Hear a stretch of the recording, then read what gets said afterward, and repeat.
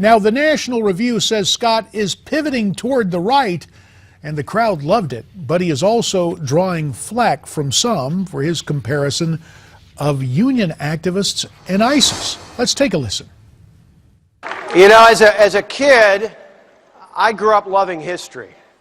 You know, I loved reading about our founders. To me, they were like superheroes. These were ordinary people. Ordinary people who did something quite extraordinary. You see, they didn't just risk their political careers. They didn't just risk their business ventures.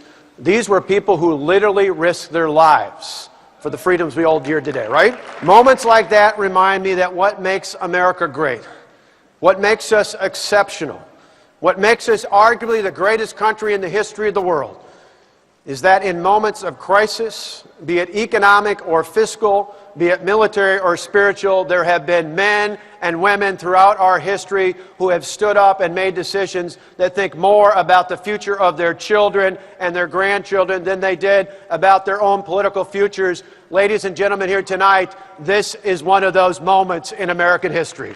Let this be the time. Let this be the time when we can tell future generations what we did to make America great again, right? I'm proud to tell you that because of our reforms, our state is indeed better than the state I grew up in.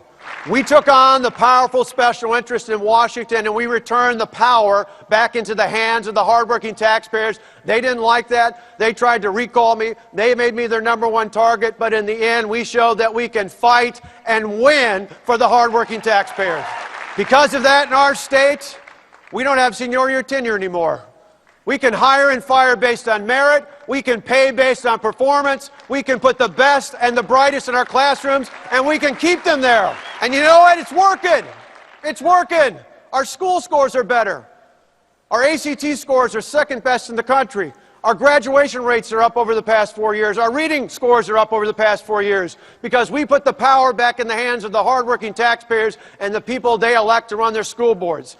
On top of that, we were able to take a state where the unemployment rate in 2010 was 9.2% at its peak. It's now down to 5.2%.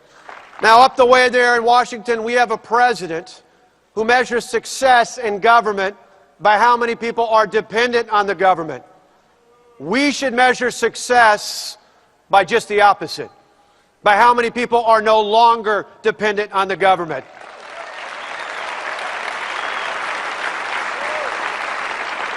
We understand that true freedom and prosperity does not come from the mighty hand of the government. It comes from empowering people to live their own lives and to control their own destinies. That's the American way. What our young leaders want in America is not unlike what the rest of us want. It's want us to take the power out of Washington. Washington is washed up. The power structure in Washington is broken. What they believe is a top-down, government knows best, go along to get along mentality is the way to go forward. I think the rest of us, particularly our young leaders, understand the way to grow the economy and the future of this country is to build the economy from the ground up, to say that if you want to start your career, you want to start a business, you shouldn't have to wait. We should get government out of the way. The left, the liberals, they're the ones that want to push you down.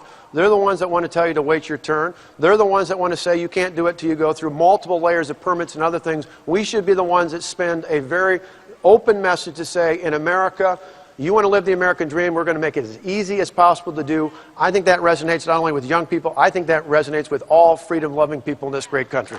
Well, those are the sorts of things we're going to talk about going forward should I choose to be a candidate. But I think on that or any other principle, to me, the guiding principle should be freedom.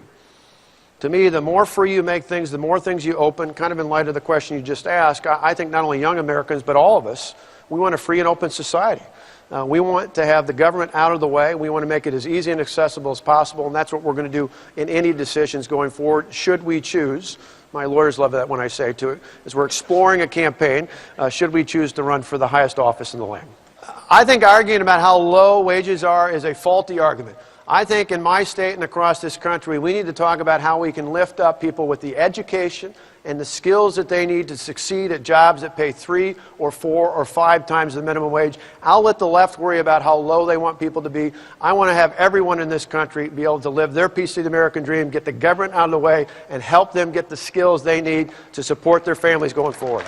And up the way in Washington, we have a president A president who draws lines in the sand and fails to act.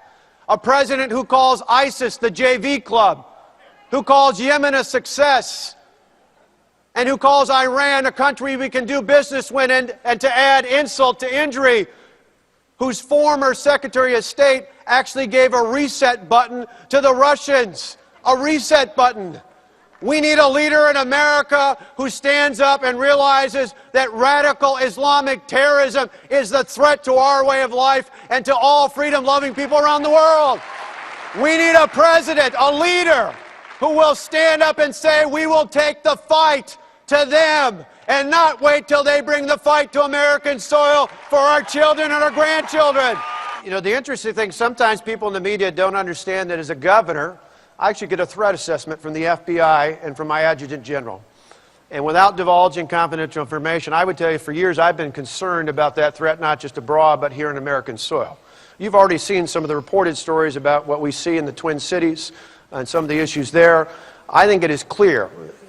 I think of my two sons, one of whom's with me today, the other will be here over the weekend, Matt and Alex, who are 19 and 20, and I know all of you as parents feel the same way. I want a commander-in-chief who will do everything in their power to ensure that the threat from radical Islamic terrorists do not wash up on American soil. We will have someone who leads and ultimately will send a message not only that we will protect American soil, but do not take this upon freedom-loving people anywhere else in the world. We need a leader with that kind of confidence. If I can take on 100,000 protesters, I can do the same across the world. Today, I believe we need to go back and look at the founding principles of this great country, not to go back in time. Don't confuse that. Not to go back in time, but rather to use that as a guide as we go down the path to provide a brighter future for our children and our children's children and those yet to be born. We need your help moving forward. We need your help making America great again. If we can do it in Wisconsin, there's no doubt we can do it across America. Thank you for letting me come out and share with you. Scott Walker at CPAC. Miranda Kahn now here with me. Miranda, here is the immediate political problem Scott Walker faces because all right, he's let's cruising hear it, right because along. Well, he's been a favorite among many. Once people start to take a closer look, you go back and he said this. This is a 2013 interview. He said, hey, I'm not one of these guys who's worried about a border wall and amnesty, and he said 11 million people could earn citizenship. Time prevents me from giving you the update here. More as our program continues. Right now, this update.